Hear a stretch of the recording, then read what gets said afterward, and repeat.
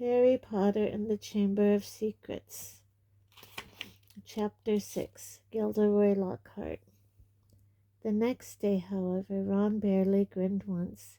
Things started to go downhill from breakfast in the great hall.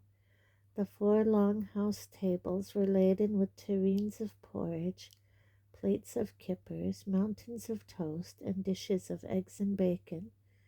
Beneath the enchanted ceiling today, a dull, cloudy gray, Harry and Ron sat down at the Gryffindor table next to Hermione, who had her copy of Voyages with Vampires propped open against a milk jug.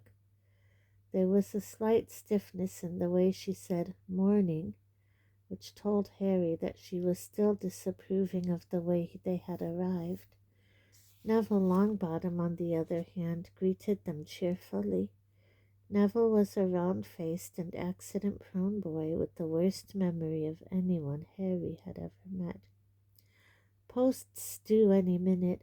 I think Grant's sending on a few things I forgot." Harry had only just started his porridge when, sure enough, there was a rushing sound overhead, and 100 or so owls streamed in, circling the hall and dropping letters and packages into the chattering crowd. A big lumpy parcel bounced off Neville's head, and a second later something large and gray fell into Hermione's jug, spraying them all with milk and feathers. "Errol," said Ron, pulling the bedraggled owl out by the feet. Errol slumped unconscious onto the table, his legs in the air and a damp red envelope in his beak. "Oh no," Ron gasped. "It's all right, he's still alive," said Hermione, prodding Errol gently with the tip of her finger.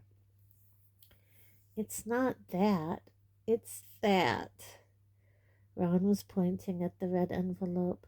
It looked quite ordinary to Harry, but Ron and Neville were both looking at it as though they expected it to explode. "What's the matter?" said Harry. She's sent me a howler," said Ron faintly. "You'd better open it, Ron," said Neville in a timid whisper. "It'll be worse if you don't. My gran sent me one once, and I ignored it, and—" He gulped. "It was horrible." Harry looked from their petrified faces to the red envelope.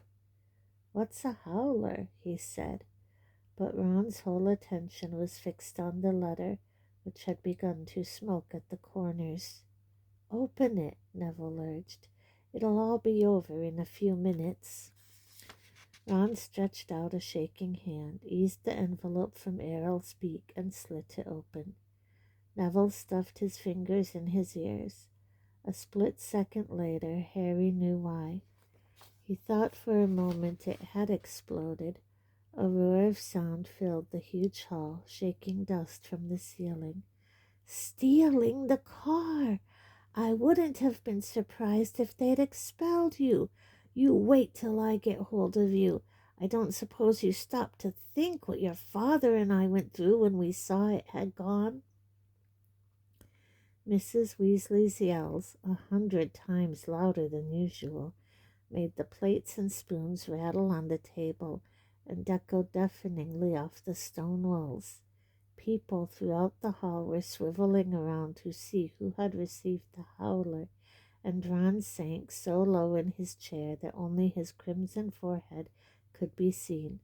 "Letter from Dumbledore last night. I thought your father would die of shame. We didn't bring you up to behave like this. You and Harry could both have died."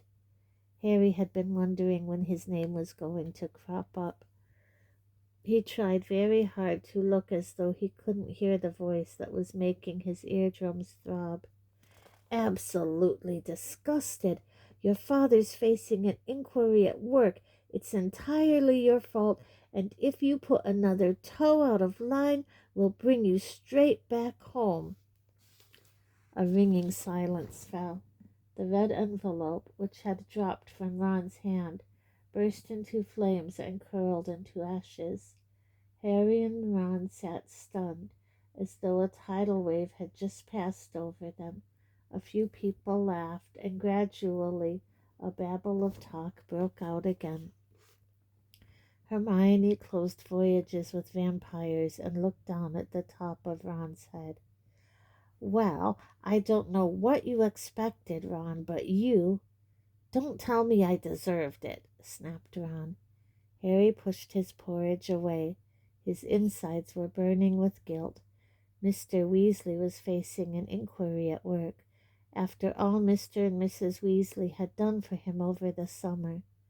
But he had no time to dwell on this. Professor McGonagall was moving along the Gryffindor table, handing out timetables. Harry took his and saw that they had double herbology with the Hufflepuffs first. Harry, Ron, and Hermione left the castle together, crossed the vegetable patch, and made for the greenhouses where the magical plants were kept. At least the Howler had done one good thing. Hermione seemed to think they had now been punished enough and was being perfectly friendly again. As they neared the greenhouses, they saw the rest of the class standing outside, waiting for Professor Sprout. Harry, Ron, and Hermione had only just joined them when she came striding into view across the lawn, accompanied by Gilderoy Lockhart. Professor Sprout's arms were full of bandages, and with another twinge of guilt, Harry spotted the whomping willow in the distance, several of its branches now in slings. Professor Sprout was a squat little witch who wore a patched hat over her flyaway hair. There was usually a large amount of earth on her clothes, and her fingernails would have made Aunt Petunia faint. Gilderoy Lockhart, however, was immaculate in sweeping robes of turquoise, his golden hair shining under a perfectly positioned turquoise hat with gold trimming. "Oh, hello there," Lockhart called, beaming around at the assembled students. "Just been showing Professor Sprout the right way to doctor a whomping willow, but I don't want you running away with the idea that I'm better at herbology than she is. I just happen to have met several of these exotic plants in my travels." "Greenhouse 3 today, chaps," said Professor Sprout, who was looking distinctly disgruntled, not at all her usual cheerful self. There was a murmur of interest. They had only ever worked in Greenhouse 1 before. Greenhouse 3 housed far more interesting and dangerous plants. Professor Sprout took a large key from her belt and unlocked the door.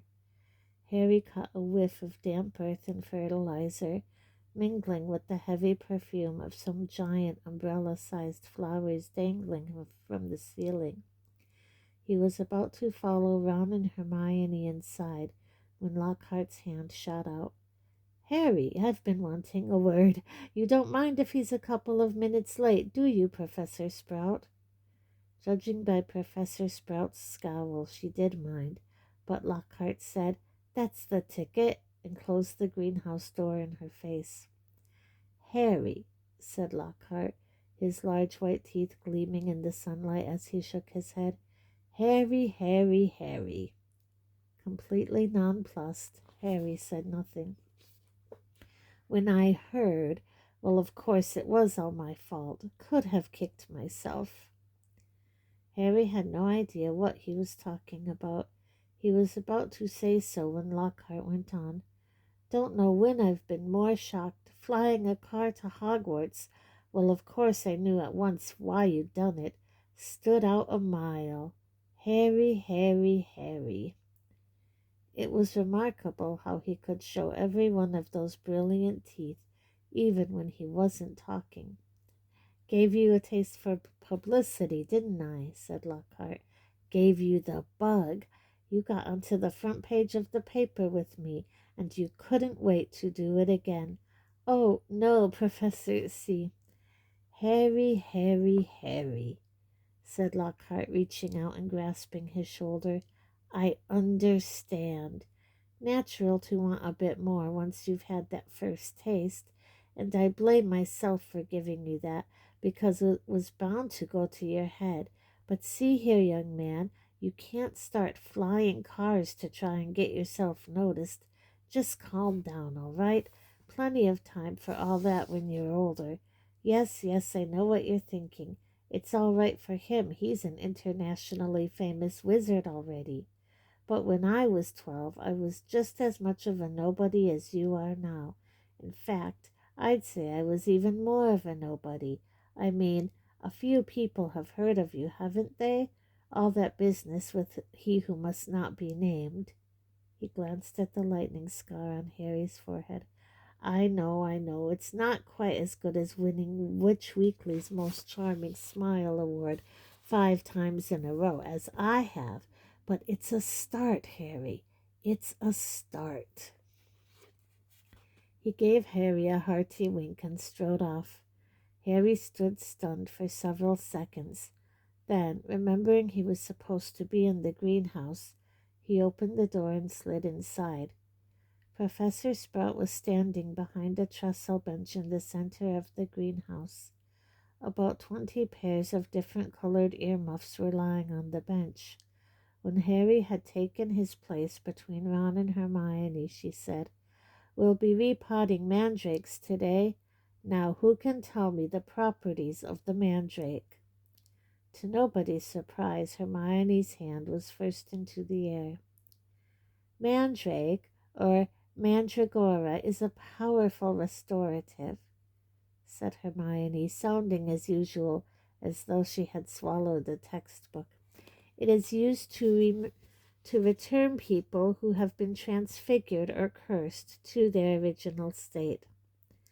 Excellent. 10 points to Gryffindor, said Professor Sprout.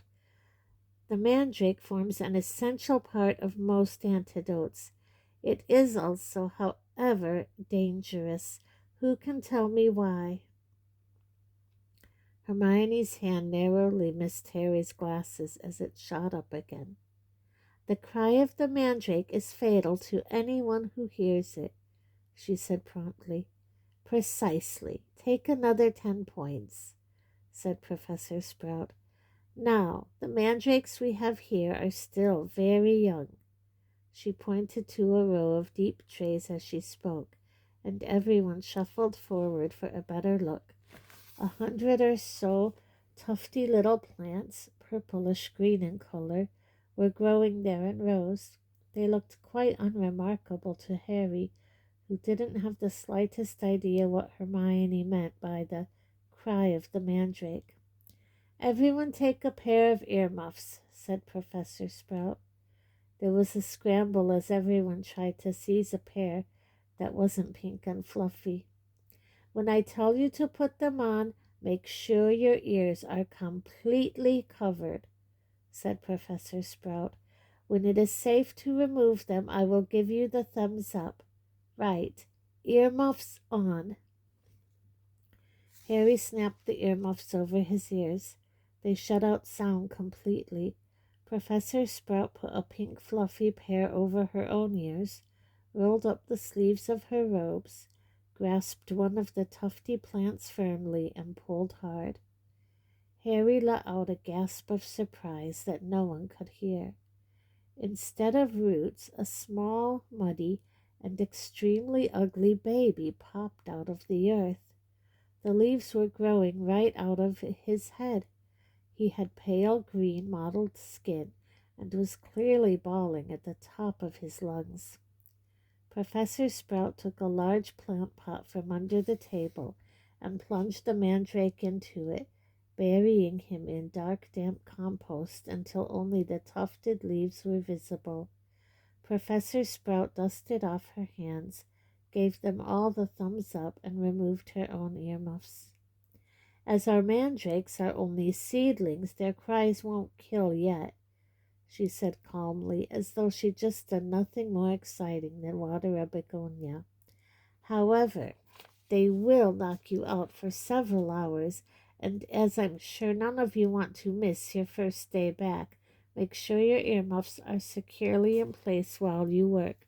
I will attract your attention when it is time to pack up. 4 to a tray. There is a large supply of pots here. compost in the sacks over there, and be careful of the venomous tentacula. It's teething. She gave a sharp slap to a spiky dark red plant as she spoke, making it dry in the long feelers that had been inching sneakily over her shoulder. Harry, Ron, and Hermione were joined at their tray by a curly-haired Hufflepuff boy Harry knew by sight but had never spoken to. "Justin Finch-Fletchley," he said brightly, shaking Harry by the hand. "Know who you are, of course, the famous Harry Potter, and you're Hermione Granger, always topping everything." Hermione beamed as she had her hand shaken too. "And Ron Weasley, wasn't that your flying car?" Ron didn't smile. The howler was obviously still on his mind. "That Lockhart's something, isn't he?" said Justin happily, as they began filling their plant pots with dragon dung compost. "Awfully brave chap. Have you read his books? I'd have died of fear if I'd been cornered in a telephone box by a werewolf. But he stayed cool and zap. Just fantastic. My name was down for Eton, you know. I can't tell you how glad I am I came here instead. Of course, Mother was slightly disappointed, but since I made her read Lockhart's books, I think she's begun to see how useful it'll be to have a fully trained wizard in the family." After that, they didn't have much chance to talk. Their earmuffs were back on, and they needed to concentrate on the mandrakes. Professor Sprout had made it look extremely easy, but it wasn't. The mandrakes didn't like coming out of the earth, but didn't seem to want to go back into it either. They squirmed, kicked, flailed their sharp little fists, and gnashed their teeth. Harry spent 10 whole minutes trying to squash a particularly fat one into a pot. By the end of the class, Harry, like everyone else, was sweaty, aching, and covered in earth. They traipsed back to the castle for a quick wash, and then the Gryffindors hurried off to Transfiguration. Professor McGonagall's classes were always hard work, but today was especially difficult. Everything Harry had learned last year seemed to have leaked out of his head during the summer. He was supposed to be turning a beetle into a button, but all he managed to do was give his beetle a lot of exercise as it scuttled over the desktop, avoiding his wand. Ron was having far worse problems. He had patched up his wand with some borrowed spello tape, but it seemed to be damaged beyond repair. It kept crackling and sparking at odd moments, and every time Ron tried to transfigure his beetle, it engulfed him in thick gray smoke which smelled of rotten eggs. Unable to see what he was doing, Ron accidentally squashed his beetle with his elbow and had to ask for a new one. Professor McGonagall wasn't pleased. Harry was relieved to hear the lunch bell. His brain felt like a wrung sponge. Everyone filed out of the classroom except him and Ron, who was whacking his wand furiously on the desk. "Stupid, useless thing. Write home for another one," Harry suggested as the wand let off a volley of bangs like a firecracker. "Oh, yeah, and get another howler back," said Ron, stuffing the now hissing wand into his bag. "It's your own fault your wand got snapped." They went down to lunch, where Ron's mood was not improved by Hermione showing them the handful of perfect coat buttons she had produced in Transfiguration. "What have we got this afternoon?" said Harry, hastily changing the subject. "Defense against the dark arts," said Hermione at once. "Why," demanded Ron, seizing her timetable, "have you outlined all Lockhart's lessons in little hearts?" Hermione snatched the timetable back, flushing furiously. They finished lunch and went outside into the overcast courtyard. Hermione sat down on a stone step and buried her nose in Voyages with Vampires again. Harry and Ron stood talking about Quidditch for several minutes, before Harry became aware that he was being closely watched. Looking up, he saw the very small, mousy-haired boy he'd seen trying on the sorting hat last night, staring at Harry as though transfixed. He was clutching what looked like an ordinary Muggle camera, and the moment Harry looked at him, he went bright red. "All right, Harry, I'm Colin Creevy," he said breathlessly, taking a tentative step forward. "I'm in Gryffindor, too. Do you think would it be all right if can I get a picture?" he said, raising the camera hopefully. "A picture?" Harry repeated blankly. "So I can prove I've met you," said Colin Creevy eagerly, edging further forwards. "I know all about you. Everyone's told me about how you survived when you-know-who tried to kill you, and how he disappeared and everything, and how you've still got a lightning scar on your forehead." His eyes raked Harry's hairline. "And a boy in my dormitory said if I develop the film in the right potion, the pictures'll move." Colin drew a great shuddering breath of excitement and said, "It's brilliant here, isn't it? I never knew all the odd stuff I could do was magic till I got the letter from Hogwarts. My dad's a milkman. He couldn't believe it either, so I'm taking loads of pictures to send home to him, and it'd be really good if I had one of you." He looked imploringly at Harry. "Maybe your friend could take it and I could stand next to you, and then could you sign it?" "Signed photos? You're giving out signed photos, Potter." Loud and scathing, Draco Malfoy's voice echoed around the courtyard. He had stopped right behind Colin, flanked, as he always was at Hogwarts, by his large and thuggish cronies, Crabbe and Goyle. "Everyone queue up," Malfoy roared to the crowd. "Harry Potter's giving out signed photos." "No, I'm not," said Harry angrily, his fist clenching. "Shut up, Malfoy." "You're just jealous," piped up Colin, whose entire body was about as thick as Crabbe's neck. "Jealous?" said Malfoy, who didn't need to shout any more. Half the courtyard was listening in. "Of what? I don't want a foul scar right across my head, thanks.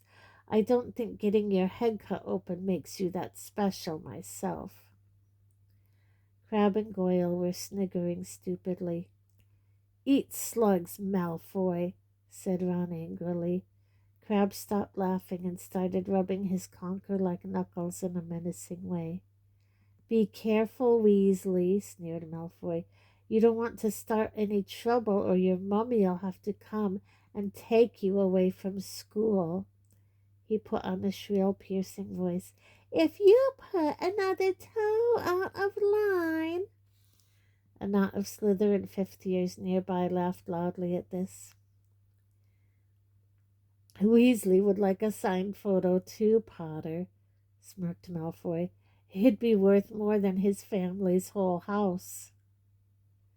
Ron whipped out his spello-taped wand, but Hermione shut voyages with the vampires with a snap and whispered, "Look out!" "What's all this? What's all this?" Gilderoy Lockhart was striding towards them, his turquoise robe swirling behind him. "Who's giving out signed photos?" Harry started to speak, but he was cut short as Lockhart flung an arm around his shoulders and thundered jovially, "Shouldn't have asked. We meet again, Harry." Pinned to Lockhart's side and burning with humiliation, Harry saw Malfoy slide smirking back into the crowd. "Come on then, Mr. Creevy," said Lockhart, beaming at Colin. "A double portrait. Can't say fairer than that, and we'll both sign it for you." Colin fumbled for his camera and took the picture as the bell rang behind them, signaling the start of afternoon classes. "Off you go. Move along there," Lockhart called to the crowd, and he set off back to the castle with Harry, who was wishing he knew a good vanishing spell, still clasped to his side. "A word to the wise, Harry," said Lockhart paternally as they entered the building through a side door. I covered up for you back there with young Creevy. If he was photographing me too, your schoolfellows won't think you're setting yourself up so much.